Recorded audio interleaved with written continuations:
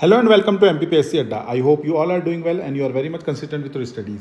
अभी हम third part लेके आए हैं आपके लिए कमीशंस का। इसमें आज हम पढ़ने वाले national human right commission, Madhya Pradesh state human right commission and NITI Aayog के बारे में। उसके पहले एक अनाउंसमेंट है, अगर आप इंटरव्यू के लिए प्रिपेयर करें, 2019 का भी एडिशनल रिजल्ट आ चुका है, तो आप हमसे कंसल्ट कर सकते हैं। आपको कलेक्टर हर्ष दीक्षित जी यहाँ पे गाइड करेंगे और न्यू बैच भी हम लॉन्च कर रहे हैं 25 से। तो 2 ईयर और 3 ईयर वाले स्टूडेंट भी हमें कनेक्ट कर सकते हैं।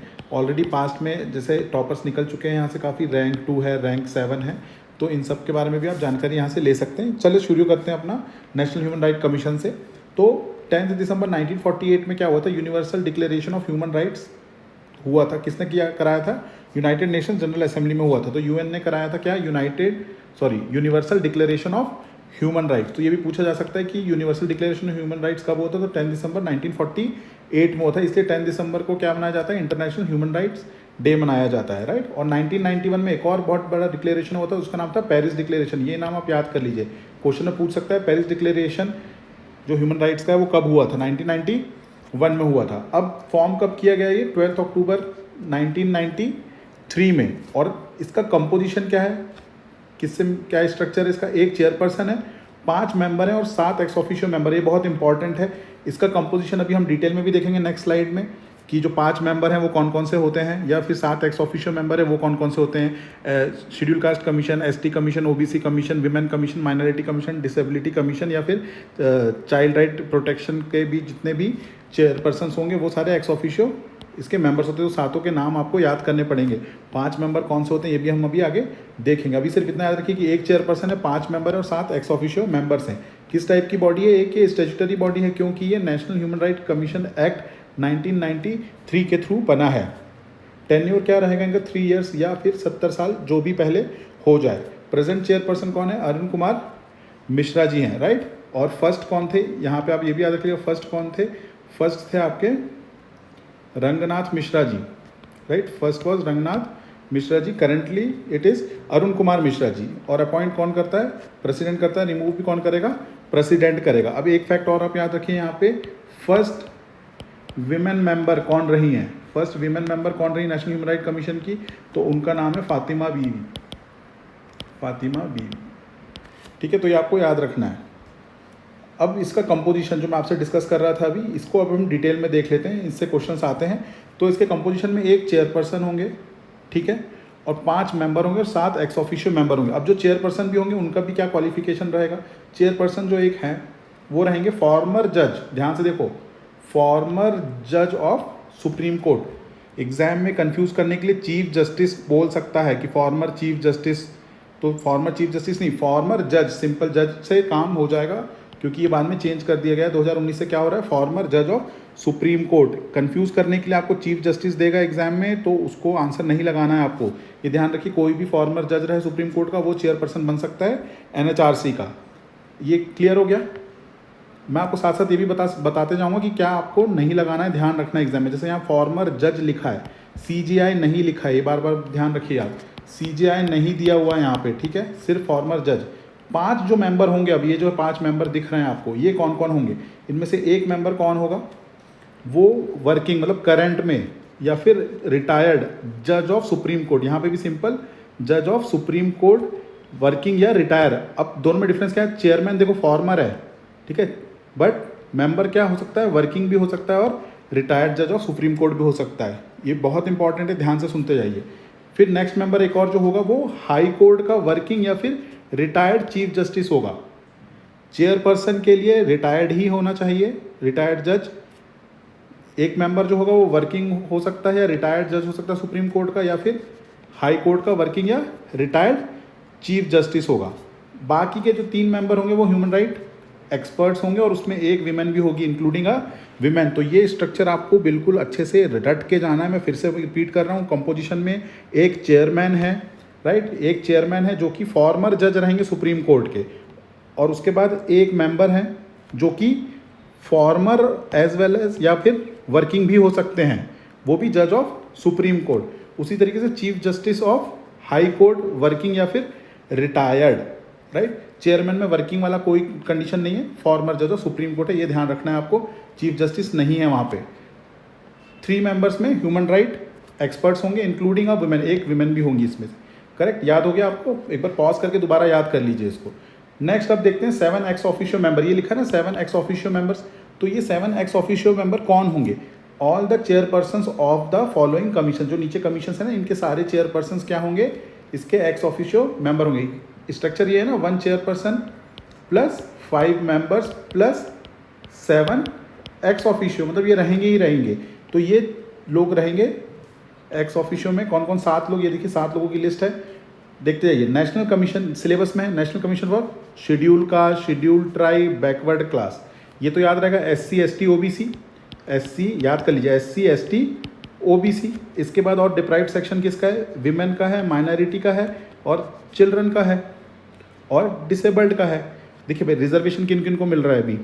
इनको मिलता है, इनको मिलता है, इनको मिलता है, फीमेल को भी मिलता है, राइट, डिसेबिलिटी वालों को मिलता है। तो ये तो 5 आपके ये होगा, बचे कौन? माइनॉरिटी और चाइल्ड का भी आप याद कर लीजिए, बस इस तरीके से याद कर लीजिए आप, राइट। जब फॉर्म भरते हैं तो ये कैटेगरी होती है, उसमें आपकी ये बचता है माइनॉरिटी और चाइल्ड प्रोटेक्शन, ये आपको याद करना है। तो national commission for schedule caste, national commission for schedule tribe, national commission for backward class, national commission for women, national commission for minority, national commission for child protection and chief commissioner for person with disability. तो ये सारे आपको याद कर लेने, SC ST OBC, women, minority, याद करते चलिए आप, ये बार बार याद नहीं हो पाएगा, आप अलग देर में पढ़ेंगे। तो प्रोटेक्शन, चाइल्ड प्रोटेक्शन वाला भी और डिसेबिलिटी वाले भी, ये सातों आपको ये भी याद कर लेने। तो ये हो गया आपका नेशनल ह्यूमन राइट कमीशन। अब इसके बारे में एक चीज़ आप और ध्यान दीजिए आप, इनके जो मेंबर्स हैं, राइट, उनको कौन अपॉइंट करेगा? प्रेसिडेंट। हमने यहाँ देखा था अभी, कौन अपॉइंट कर रहा है इन लोग को? प्रेसिडेंट। बट किसके रिकमेंडेशन से? तो एक कमिटी है, ठीक है, उस कमिटी में 6 मेंबर हैं, वो रिकमेंड करेगी प्रेसिडेंट को। अब ये फिर एक और कैच है, बहुत ध्यान से, फिर से, एक चेयरपर्सन है, 5 मेंबर हैं, 7 एक्स ऑफिशियो। एक्स ऑफिशियो तो ऑटोमेटिकली इनको रिकमेंड करने की जरूरत नहीं, ये तो रहेंगे ही रहेंगे। बट इनमें बाकी के मेंबर्स और चेयरपर्सन कौन रहेंगे? तो वो क्या है? The chairperson and the members of the commission are appointed by president. ये पहली स्लाइड में देख लिया था। On the recommendation of a committee, एक कमिटी की रिकमेंडेशन में, constituted under the leadership of PM। तो एक कमिटी होगी, जो हेड कर रहे होंगे कौन?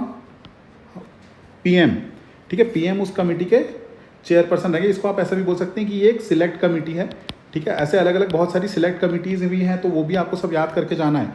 अभी हम सिर्फ NHRC के चेयरपर्सन एंड मेंबर्स की सिलेक्ट कमेटी का पढ़ रहे हैं, जिसमें कि 6 मेंबर है। अब ये भी क्वेश्चन आ सकता है, ठीक है, कौन कौन है? PM, उनके दोस्त होम मिनिस्टर, फिर स्पीकर ऑफ लोकसभा। अब ये ध्यान देने वाली बात है, deputy chairman of Rajya Sabha. Deputy chairman है राज्यसभा के, नॉट चेयरमैन, ये याद रखना आप, not chairman but deputy chairman, ये ध्यान रखना है आपको। यहाँ पे डिप्टी चेयरमैन है राज्यसभा से। फिर लीडर ऑफ अपोजिशन दोनों हाउस के, Lok Sabha as well as Rajya Sabha. तो टोटल 6 मेंबर रहेंगे। अब क्वेश्चन कैसे कैसे आ सकते हैं कि कितने एक्स ऑफिशियो मेंबर्स होते हैं नेशनल ह्यूमन राइट कमीशन में? तो कितने होते हैं? 7। जो सिलेक्ट कमेटी होती है, जो रिकमेंड करेगी प्रेसिडेंट को कि कितने, कौन कौन मेंबर्स बनेगा या कौन चेयरपर्सन बनेगा, उसमें कितने मेंबर्स होते हैं? तो आंसर होगा 6, राइट। तो इस तरीके से आपको याद करना है। और 5 मेंबर में से कौन क्या क्या हो सकता है, ये भी पूछ सकता है आपसे, तो वो भी आपको याद करना है, राइट। तो इस तरीके से आप नेशनल ह्यूमन राइट कमीशन के बारे में जो उसका कॉम्पोजिशन है वो याद कर लीजिए। दूसरी चीज़ अब इंपॉर्टेंट है कि इनके टर्म क्या रहते हैं चेयरपर्सन और मेंबर्स के? रहते हैं 3 years and 70 years, which ever is earlier. और जो चेयरमैन होता है, he is eligible for reappointment, मतलब सेम पोस्ट के लिए रीअपॉइंट हो सकते हैं, बट किसी और गवर्नमेंट पोस्ट के में नहीं जाएंगे, ये भी ध्यान रखना है। चेयरपर्सन टेन्योर होगा 3 साल या 70 साल, जो पहले आ जाए, और चेयरपर्सन रीअपॉइंट हो सकते हैं। फिर एक और सेक्शन है इसका, वो बोलता है कि मेंबर्स के भी 3 साल या 70 साल में से जो पहले हो जाए वो होगा। और एक सेक्शन बोलता है the chairman and the member shall not be eligible for any further employment, लिखा है ना, they shall not be eligible for any further employment under government of India और government of any state after retirement. Post retirement इनको कहीं पे भी job लेने की या एम्प्लॉयमेंट की परमिशन नहीं है। बट ये रीअपॉइंटमेंट अलग चीज़ होती है। रीअपॉइंट मतलब कि दोबारा से उसी पोस्ट के लिए रीअपॉइंट हो जाना, राइट। तो वो हो सकते हैं चेयरपर्सन, बट किसी और गवर्नमेंट पोस्ट में रिटायरमेंट के बाद नहीं जा सकते। तो ये भी आपको याद रखना है, राइट।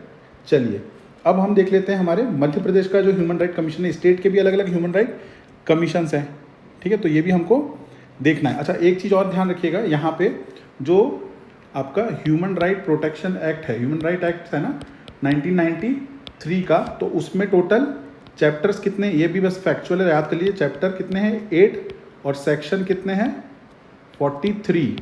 ये आप ध्यान रखना, ये भी क्वेश्चन हो सकता है पूछ ले आपसे, क्योंकि पहले तो ये सिलेबस में था पूरा पार्ट अलग से काफ़ी ज़्यादा मेंस में, मगर इसको याद करना ज़रूरी है। चैप्टर 8 है और सेक्शन 43 हैं। और who will decide the time and place of session of human right commission, तो आंसर होगा इसके जो भी चेयरपर्सन होंगे वही डिसाइड करते हैं कि मीटिंग कहाँ होगी, कौन सी प्लेस पे इसका मीटिंग होना है। तो ये आपको हमेशा ध्यान में रखना है, राइट। चलिए अब देखते हैं मध्य प्रदेश के ह्यूमन राइट कमीशन का। तो ये फॉर्म किया गया 1995 में under section 21 of human rights act 1993 human rights act जो था उसका एक सेक्शन है, सेक्शन नंबर 21, उसके तहत आप क्या कर सकते हैं, किसी भी स्टेट में ह्यूमन राइट कमीशन का फॉर्मेशन कर सकते हैं। तो ये भी पूछ सकता है आपसे कि under which section of human rights act 1993 state human right commission can be established, then answer will be section 21। अब इसका भी कंपोजिशन आ गया। अब देखिए फिर कंपोजिशन में यहाँ पे क्या है, 1 चेयरमैन एंड 2 मेंबर्स, यहाँ पे भी ध्यान रखना है, 1 चेयरपर्सन है और 2 मेंबर हैं। ये कौन सी बॉडी है, ये एक स्टैट्यूटरी बॉडी है क्योंकि ये भी एक एक्ट के थ्रू आई है। टेन्योर क्या रहेगा, वही same 3 years and 70 years which ever is earlier. Present chairperson, ये एक्टिंग चेयरपर्सन है एक्चुअली में, राइट, मनोहर ममतानी जी, ये आपको नाम याद रखना, मनोहर ममतानी जी। ये न्यूज़ में भी था, हमने करंट अफेयर्स में पढ़ाया भी है आपको जब हम डेली करंट अफेयर्स की वीडियो डिस्कस करते थे। और ये सबसे इंपॉर्टेंट पॉइंट है कि they are appointed by the governor, they give their resignation to governor, however they can be removed only by the president. सब में डिफरेंस है, अपॉइंटमेंट तो समझ में आ जाता है सिंपल से कि उनको अपॉइंट कौन करेगा, गवर्नर, बट वो अगर खुद से रिजाइन करना चाह रहे हैं तो गवर्नर को देंगे, बट अगर उन्हें हटाया जा रहा है या रिमूव किया जाएगा तो वो प्रेसिडेंट के द्वारा किया जाएगा। तो ये आपको याद रखना है यहाँ पे, राइट। एक बार रिवाइज कर लिए, 1995 में ये बना है, कंपोजिशन में 1 चेयरपर्सन है, 2 मेंबर्स हैं, ये एक स्टैट्यूटरी बॉडी है, टेन्योर वही सेम 3 years एंड 70 years है। Present acting chairperson is Manohar Mamtani ji. Appointment कौन करता है, गवर्नर। रिजाइन किसको देंगे, गवर्नर को करेंगे रिजाइन।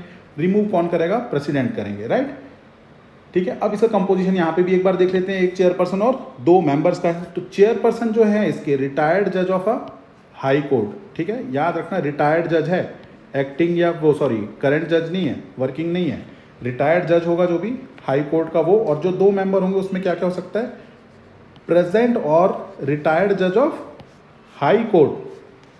ध्यान से देखिए, प्रेजेंट और रिटायर्ड सेम वही चीज़ हो रही है। चेयरपर्सन हमेशा रिटायर्ड होगा, सिंपल, जज वो भी, ठीक है, चीफ जस्टिस नहीं बोल रहे हैं यहाँ पे। मेंबर्स में या तो प्रेजेंट में वो अभी हाई कोर्ट में होगा जज, या रिटायर्ड हो चुका होगा जज, या फिर डिस्ट्रिक्ट जज होगा विद 7 years ऑफ एक्सपीरियंस, 7 साल का एक्सपीरियंस लिया हुआ कोई डिस्ट्रिक्ट जज होगा। और एक होगा फिर उसमें, एक मेंबर ये हो गया, एक मेंबर होगा आपका ह्यूमन राइट्स का एक्सपर्ट। ये ध्यान से आपको याद कर लेना है सारा। बार बार मैं बोल रहा हूँ आपको, चेयरपर्सन जब भी आएंगे ह्यूमन राइट कमीशन के तो यहाँ रखना कि वहाँ चीफ जस्टिस कहीं पे भी नहीं होगा, रिटायर्ड जज होगा, ठीक है। नेशनल ह्यूमन राइट कमीशन में रिटायर्ड जज ऑफ सुप्रीम कोर्ट पढ़ा था हमने, या फॉर्मर जज ऑफ सुप्रीम कोर्ट, यहाँ पे रिटायर्ड जज ऑफ हाई कोर्ट हो गया, राइट। चलिए अब एक चीज़ और देखिए, यहाँ पे भी जो कमिटी होगी, जैसे कि यहाँ पे है ना कि मेंबर्स कौन कौन होंगे इनके, है ना, ये 2 मेंबर कौन होंगे या चेयरपर्सन कौन होगा, ये कौन डिसाइड करेगा। यहाँ पे भी एक सिलेक्ट कमिटी है, तो इसके भी आपको याद रखना है यहाँ पे कौन कौन इन्वॉल्व है। तो यहाँ पे भी ये 6 लोग इन्वॉल्व है। कौन कौन, अपॉइंटमेंट बाय गवर्नर, कौन अपॉइंट करेगा, governor, on the recommendation of the following committee. कौन सी कमिटी, ये फॉलोइंग कमिटी में उसके मेंबर्स जो है ये दिए हुए हैं। ये कौन होंगे, ये होंगे उसके उस कमिटी के चेयरपर्सन, हमारे मुख्यमंत्री जी, ठीक है।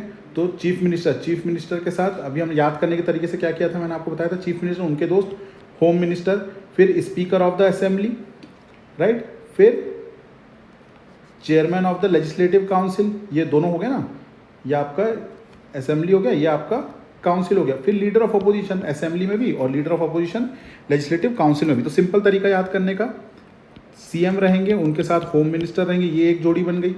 फिर दूसरी जोड़ी क्या रहेगी आपकी, speaker of assembly and chairman of legislative council, ये एक जोड़ी बन गई। फिर लीडर ऑफ ओपोजिशन, दोनों हाउस में, असेंबली एज वेल एज ये, तो 6 लोग ये हो गए। नेशनल ह्यूमन राइट कमीशन में मैंने आपको क्या बताया था कि वहाँ पे चेयरमैन ना होके वहाँ पे क्या है, वहाँ पे डिप्टी चेयरमैन है, ये ध्यान रखना है आपको, ठीक है, वाइस चेयरमैन है।